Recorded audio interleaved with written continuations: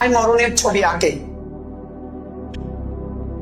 কদমটা হবে কোনখানে, কে পড়াবে জানাজা আমারে পেলে। মায়ে কথাই বলে, বাড়ির মসজিদটাকে আবাদ হবে না আর। বেশি মানুষ আর করিস না, তবে খোদে যাওয়ার মায়ের খবর দিস। তাই বাপে যখন বাড়িতে আইতলাম, কত রাত যে সে আমার পাহারা দিছে।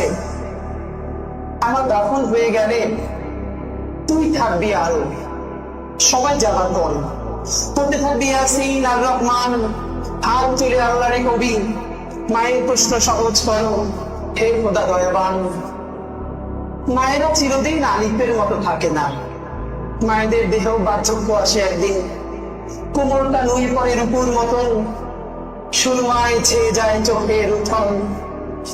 মায়েরা অমর নয় কে আমি জানি, মায়ের প্রেসক্রিপশনটা আমার বড় আপন।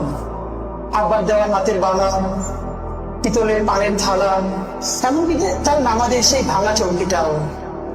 হঠাৎ ভাবি, মায়না হয়ে আমার সাথেই বললো, নিদান কালেও চুমু খাইয়া আমাকে গলায় বলল, আমি চাইছি না মায়ে 100 বছর বাঁচুক, শুধু চাই নুয়ে নিয়ে হলেও মায় তার মাটির চুলায় আর কটা দিন রাঁধুক। পাতির খুঁজে পরিচয়টা আমার পাতেই দিক।